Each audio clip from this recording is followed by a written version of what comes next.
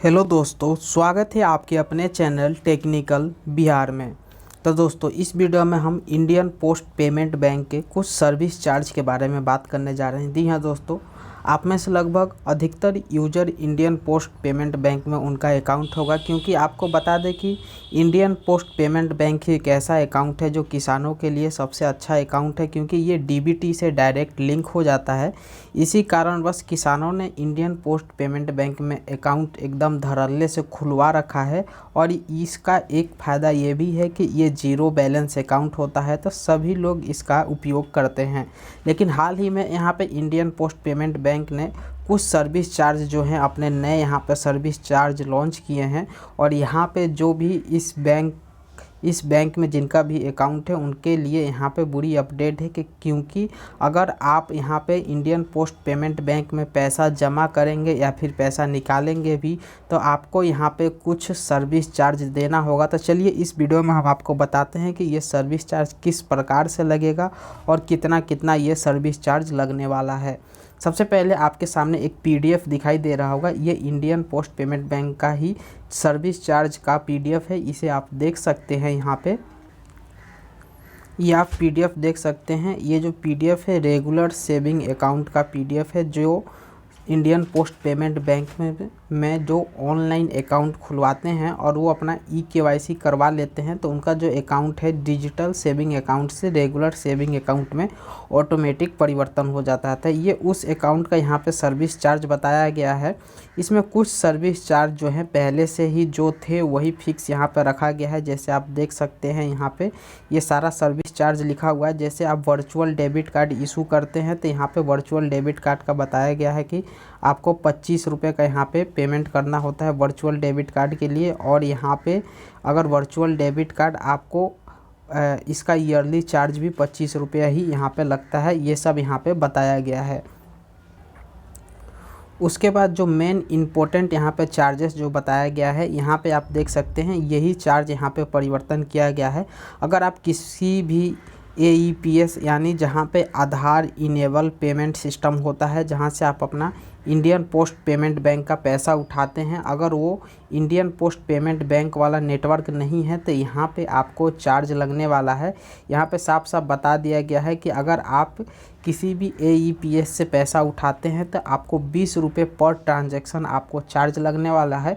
और इसके ऊपर से आपको जो GST लगता है, GST आपका अलग से लगने वाला है। उसके बाद आपको बता दें कि यहाँ पे ये भी बताया गया है कि अगर आप अपना बैलेंस डिपॉजिट भी करेंगे तो आपको यहाँ पे 20 रुपये का चार्ज देना होगा। और चाहे आप अपना मिनी स्टेटमेंट यानी आप अपना पासबुक वहाँ पे प्रिंट करवाना चाहते हैं, स्टेटमेंट निकलवाना चाहते हैं, तो आपको 5 रुपये पर ट्रांजैक्शन आपको वहाँ पे पेड करना होगा। ये पहले चार्ज नहीं लगता था, पहले ये तकरीबन 3 से 4 ट्रांजैक्शन आप कर लेते थे तब भी आपका चार्ज नहीं लगता था। यहाँ पे आपको हम प्रूफ भी दिखाने वाले हैं। यहाँ पे साफ साफ बता दिया गया है कि अगर आप किसी भी अदर सर्विस यानी अदर बैंक के AEPS से पैसा उठाते हैं, किसी भी CSP जो इंडियन पोस्ट पेमेंट बैंक का वो CSP नहीं है, तो आपको यहाँ पे 20 रुपये तक का चार्ज लग सकता है। प्लस इस पे 3 रुपये का GST यानी 23 रुपये का चार्ज लगता है, आपको हम यहाँ पे बता देते हैं।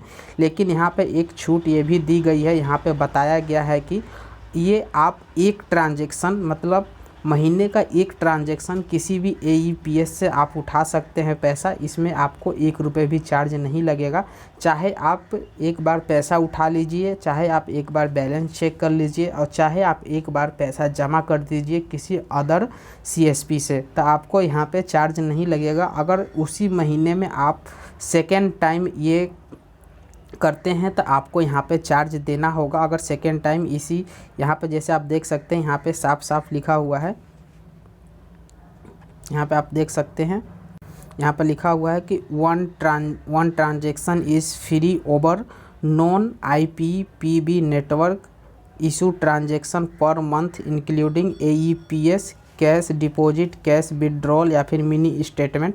तो यहाँ पे ये बताया गया है कि आपको महीने में सिर्फ एक ट्रांजैक्शन मिलेगा जो फ्री रहेगा। और एक ट्रांजैक्शन के बाद अगर आप दूसरा ट्रांजैक्शन करते हैं, सपोज डेट आप जाकर अपना बैलेंस चेक करते हैं और बैलेंस चेक करने के बाद आप अपना फिर विड्रॉल करने के लिए दोबारा अंगूठा रखते हैं उस पर, तो आपका यहाँ पे पैसा काट लिया जाएगा। यहाँ पे आपको हम प्रूफ भी दिखा देते हैं। यहाँ पे जैसे आप प्रूफ देख सकते हैं, यहाँ पे आपको हम प्रूफ दिखा देते हैं। यहाँ पे आप देख सकते हैं कि हम 14 मार्च के डेट में हमने AEPS से 10,000 रुपये विड्रॉल किया था, और विड्रॉल करने के बाद यहाँ पे हमारा कोई भी टैक्स नहीं काटा था, कोई भी सर्विस चार्ज नहीं कटा था।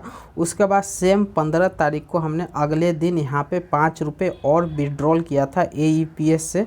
और यहाँ पे आप देख सकते हैं जैसे हमने सेकेंड टाइम यहाँ पे AEPS से पैसा विड्रॉल किया, तो यहाँ पे हमें AEPS सर्विस चार्ज यहाँ पे आप देख सकते हैं 20 रुपये सर्विस चार्ज, और प्लस यहाँ पे आप देख सकते हैं 3 रुपये यहाँ पे GST मिलाकर तकरीबन 23 रुपये 60 पैसा हमसे यहाँ पे काटा गया। हमने महीने में 2 ट्रांजैक्शन किया, इसलिए हमसे यहाँ पे 23 रुपये काट लिया गया है, क्योंकि हमने ये नॉन इंडियन बैंक का CSP था, ये इंडियन पोस्ट पेमेंट बैंक का CSP नहीं था, इसलिए हमें यहाँ पे 23 रुपये का भुगतान भी करना पड़ा।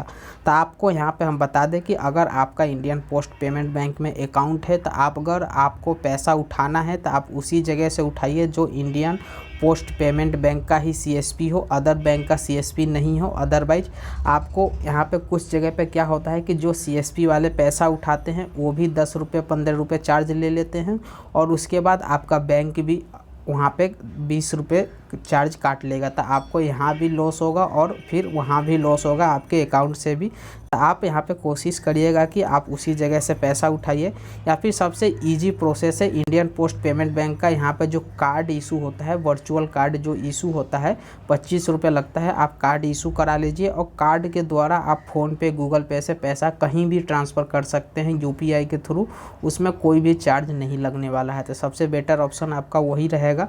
तो चलिए दोस्तों, ये छोटा सा अपडेट आपको हम देना चाह रहे थे। उम्मीद करता हूँ वीडियो आपको अच्छा लगा हो। वीडियो अच्छा लगे चैनल को सब्सक्राइब करें, वीडियो को लाइक करें। तब तक के लिए जय हिंद दोस्तों।